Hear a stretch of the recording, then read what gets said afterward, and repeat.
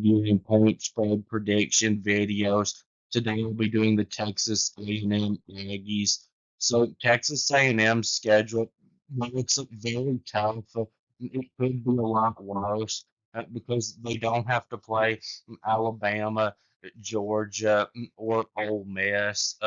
But their non-conference schedule is the same as last year in that they get to play three little teams, UTSA, Utah State, and Stanford, which will all be guaranteed wins for Texas A&M, and they also play Notre Dame.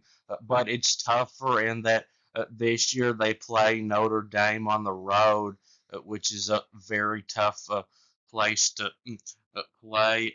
So in the Notre Dame game, I think offensively Texas A&M is probably in better shape than they were last year because Marcel Reed, who is a dual threat quarterback, was not the quarterback in the Notre Dame game last year. It was Connor Wayman, who's a pocket passer, and Notre Dame and Texas A&M are both running teams.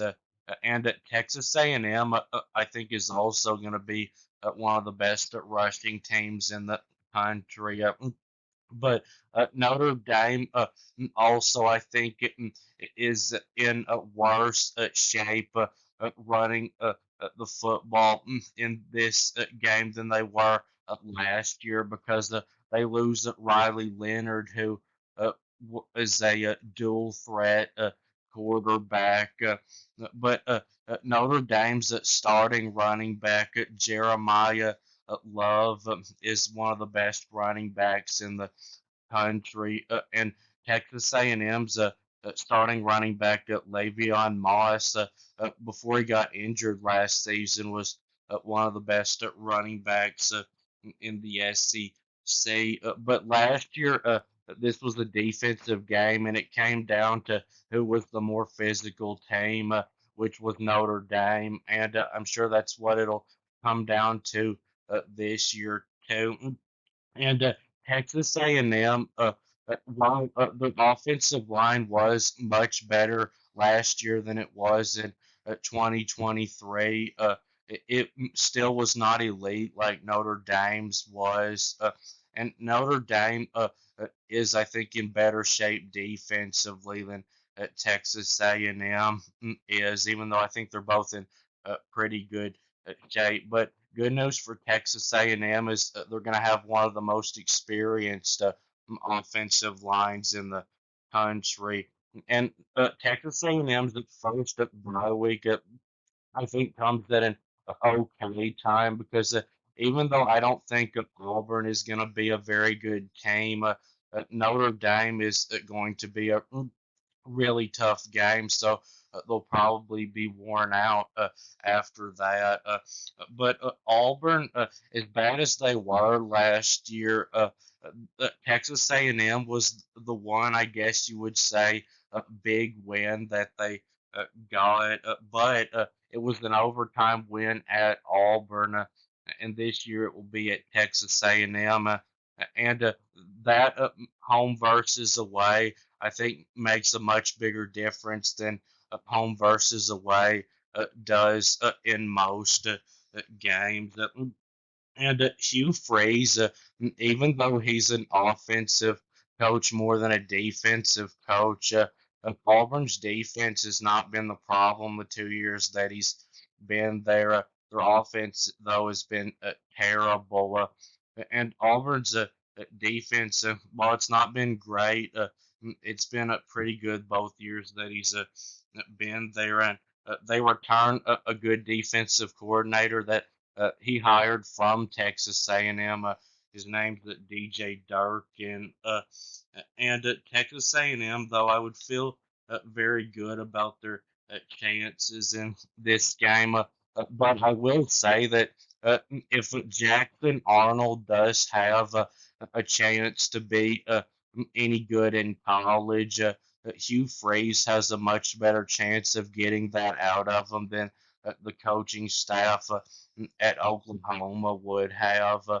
But a concern for A&M in this one is last year A&M had one of their worst defensive performances of the season against Auburn. But Mississippi State, I would say, is the one pretty much guaranteed conference win for Texas A&M. And Florida, the question with them is, was the end of last season where they pulled those upsets a sign that Billy Napier has turned their program around and they're going to be a good team this year, or was it kind of a fluke and Florida's actually not going to be a very good team this year? I think it's probably the second one, and I personally think that Mike Elko could coach circles around Billy Napier and Florida's new quarterback Lagway had a horrible touchdown to interception ratio. He was at 12-9. And he only started 7 games last season. While this is a very losable game for Texas A&M, I would very much like Texas A&M's chances to win this game. And then they played 3 road games in a row, which is never easy in the SEC. And it is good though that they get their second bye week in the middle of it, in between LSU and Missouri. But I think it would have been better to have had it in between Arkansas and LSU because not only do I think LSU is going to be a better team than Missouri is going to be this year, LSU is a much tougher place to play than Missouri is. But the Arkansas game probably will be tough. This game is usually close, but good news for A&M is they've dominated this rivalry. They've beat Arkansas 12 times in the last 13 meetings with them. But this game before had always been played in Arlington, Texas, and now they're changing it to playing it at each other's home stadiums. But A&M's got much more talent than Arkansas has gotten. It should be a win for A&M. And the LSU game, if you're Texas A&M, there's an obvious reason to be concerned about it because A&M has never won at LSU since they joined the SEC. But then there's also a reason to be optimistic about it because this was the game last year where Marcel Reed took over as the permanent starting quarterback because Connor Wayman was really struggling in that game, and so was A&M's offense. And then Marcel Reed came in and he played the last 5 possessions, and LSU couldn't stop him. They scored 31 points and that, and it was his quarterback runs that were the big thing, but he also threw a few really good deep balls too.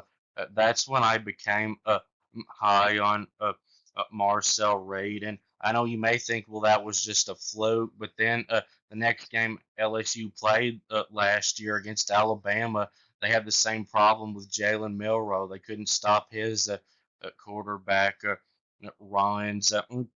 And the South Carolina game is going to be very tough. So Lenore Sellers, their quarterback, is also a dual threat, and he kind of did to A&M last year what Reed did to LSU. A&M couldn't really stop him, and A&M had their worst defensive performance of the season in that game.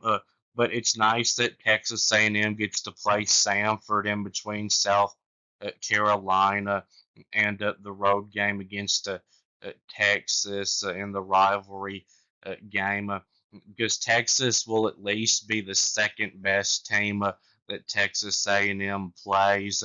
And the Texas game last year also showed that Marcel Reed does need to work on his consistency as a passer. But now for the point spread prediction. Games in the green are games where I think Texas A&M will be favored to win by a blowout, 20 or more points, and there's three of those: UTSA, Utah State, and Samford. Games in the blue are games where I think they'll be favored to win by double digits, 10 to 19 points, and there's one of those: Mississippi State. Games in the purple are games where I think they'll be favored to win by about a touchdown, 6 to 9 points, and there's one of those. Auburn. Games in the pink are games where I think they'll be favored to win by about a field goal, 1 to 5 points, and there's four of those. Florida, Arkansas, Missouri, and South Carolina. Games in the gray are games where I think Texas A&M will be about a field goal underdog, 1 to 5 points, and there's one of those. LSU. Games in the yellow are games where I think Texas A&M will be about a touchdown underdog, 6 to 9 points, and there's two of those. Notre Dame and Texas. So UTSA, Texas A&M should be favored by about 30 points in that one, and at Utah State, A&M should be favored by about 40 in that one because I know UTSA is a better group of five team than Utah State is, and at Samford, them being an FCS team, A&M should be favored by about 50 points, and Auburn, even though comparing rosters between the two, it might even need to be a blue game. I put it in the purple because Auburn did beat Texas A&M last year. So I'll say A&M will be favored by 6 or 7 points in that one. And Mississippi State A&M should be favored by a couple of touchdowns, maybe 14 points. And Florida, I think Texas A&M will be favored by about 5 in that one. And Arkansas, I think A&M will be favored by, I'll say, 4 points maybe. And at Missouri, I think the spread will be, I'll say, 3 points. And at South Carolina, that's in the pink only because it's a home game. It'd be in the gray if it was a road game, but I'll say Texas A&M will be favored by 2 or 3 points in that game. And LSU, I think A&M will be, I'll say, a 3 point underdog in, but that would probably be a pink game if it was at home. And at Notre Dame, I will say it will be a 7 point favorite over Texas A&M, and I'll say Texas will be a 7 point favorite over Texas A&M too. But those could possibly even be orange games, meaning A&M would be a double-digit underdog when it comes time for them to be played. But that will be it with this video. Please subscribe. Thanks for watching, and I'll be back soon.